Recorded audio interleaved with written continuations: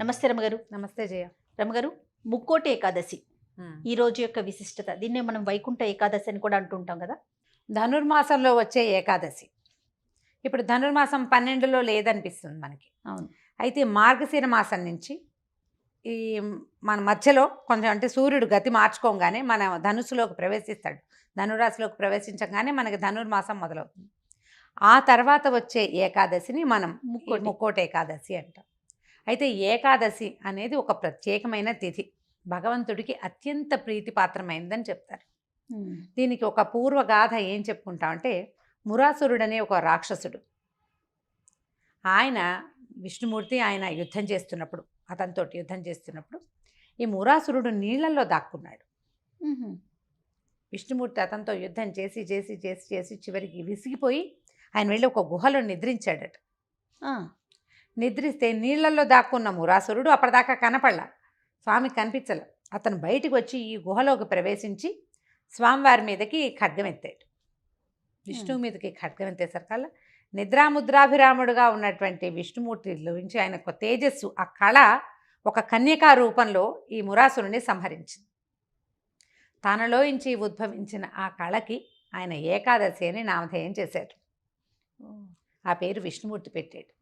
ఆమె తిథులలో ఒకటయింది.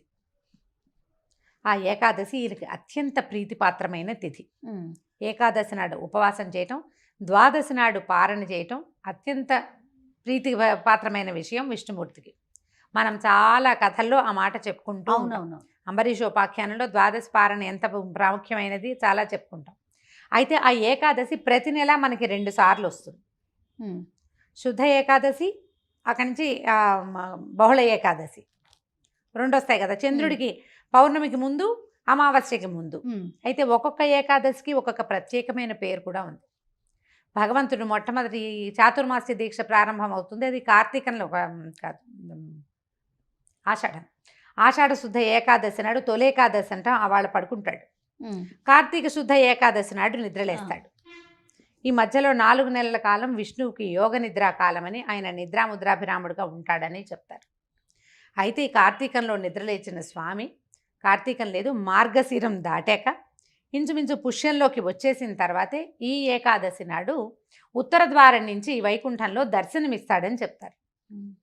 ఆయనకి ప్రీతిపాత్రమైన తిథి రోజునే ఆయన దర్శనమిస్తాడు. ఆయన ఉత్తర ద్వారం నుంచి ఆయన కనిపించినప్పుడు ముక్కోటి దేవతలు ఆయన్ని దర్శించడానికి అక్కడికి వస్తారు.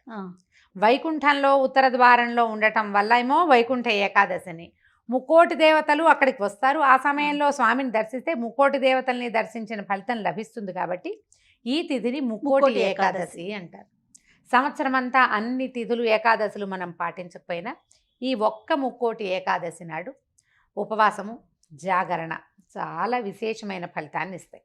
సాధారణంగా కూడా ఏకాదశి ఉపవాసాలు ఉంటారు. ఆ రోజు రాత్రి జాగారం చేయాలని చెప్తారు. రాత్రి నిద్రపోకూడదు. ఈ మురాసురుడు ఈ నీటిలో నుంచి పారిపోయి అతను మరణించిన తర్వాత ఒక సహస్రాంశం వాడిలోది బియ్యంలో దాక్కున్నాడట. అందుకని అన్నం తినకూడదు అంటారు. మురాసురుడి ప్రభావం మన మీద ఉంటుంది ఏకాదశి నాడు అన్నం తింటే.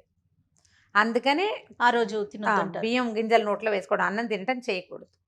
ఉపవాసం చేస్తే మంచి ఫలితం లభిస్తుంది. ఒకవేళ మనం ఉండలేకపోయామనుకో, ఈ వైకుంఠ ఏకాదశి నాడైనా కూడా మనం ఆ రోజున ఉపవాసం చేయటం, స్వామి నామస్మరణతోటి జాగరణ చేసి ద్వాదశి నాడు పారణ చేస్తే అత్యద్భుతమైన ఫలితం లభిస్తుంది. ఏకాదశులు సంవత్సరం అంతా ఈ 2 12 24 మనకి వస్తాయి కదా. ఈ 24 ఒకటి చేసినా కూడా అన్నిటి ఫలితము లభిస్తుంది అని చెప్తారు, ఒకవేళ చేయగలిగితే చేయటం. అయితే దేవాలయాల్లో కొన్ని చోట్ల ఉత్తర ద్వార దర్శనం మనకి లభిస్తుంది. అవునవును. ఈవెన్ తిరుమలలో కూడా ఉత్తర ద్వార దర్శనం చాలా విశేషంగా ఉంటుంది కదా. విశేషమైన దర్శనమే చాలా దేవాలయాల్లో మనకు కనిపిస్తుంది. అంటే అన్ని చోట్ల చేయలేకపోతారు. దేవాలయానికి ఉత్తర ద్వారం ఉండాలంటే దాని సంవిధానం పెద్దదిగా ఉండాలి. ఈ ఉత్తర ద్వార సంవిధానం ఏర్పరిచి ఉండాలి అందులో. అట్లా ఏర్పరిచిన చోట ఆ స్వామిని కనుక దర్శనం చేస్తే వైకుంఠంలో నిలబడిన ముక్కోటి దేవతలని మనం ఒకేసారి చూసినట్టు 3 కోట్ల మంది దేవతలతోటి పూర్తిగా సమావిష్టుడై ఉన్నటువంటి విష్ణువుని దర్శనం చేసిన ఫలితం లభిస్తుంది. మన శ్రీనగర్ కాలనీ దేవాలయాలు అయితే నవోదయ కాలనీ దాకా ఉంటాయి. అవునవును. ఇవి అన్నీ పూర్తిగా వచ్చేస్తూ ఉంటాయి లైన్లు. ఎన్ని క్యూలు ఉంటాయో అక్కడ, ఎంతమంది ఉంటారో జనం. ఆ ఒక్కసారి ఒక్క గ్లాన్స్ అలా చూసినా కూడా విశేషమైన ఫలితం లభిస్తుంది. ఒకవేళ మనం ఉత్తర ద్వార దర్శనం చేయలేం, దేవాలయ దర్శనం చేయకపోతే ఎలా కుదురుతుంది? చేసి తీరాలి కదా అంటే, చేసి తీరాలన్న నియమం లేదు. అవకాశం ఉంటే దర్శనం చేయండి. మనకిప్పుడు సోషల్ మీడియాలో బోల్డ్ అవకాశాలు వచ్చినాయి. టీవీలో కనపడుతుంది, సోషల్ మీడియాలో స్వామివారి ఉత్తర ద్వార, భద్రాద్రిలో ఉత్తర ద్వార దర్శనం, ఒంటిమిట్ట రామాయణంలో ఉత్తర ద్వార దర్శనం, తిరుమల నుంచి ప్రత్యక్ష ప్రసారం జరుగుతుంది. ఈ 3 దర్శనాలు చేసేయండి చక్కగా.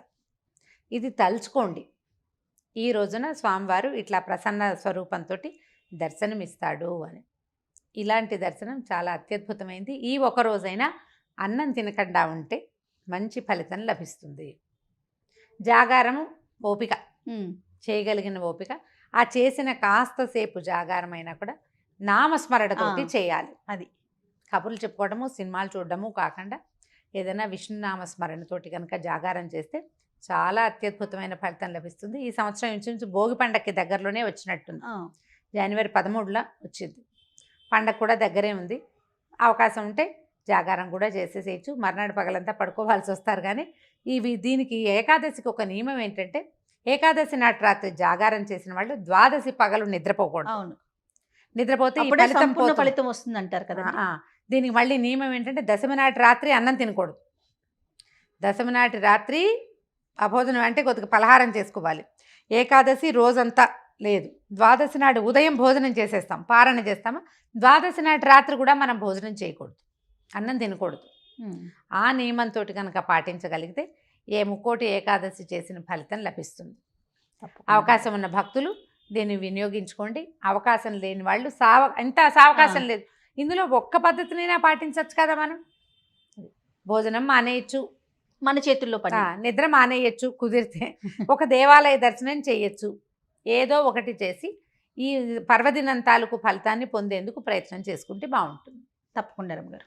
నమస్తే. నమస్తే.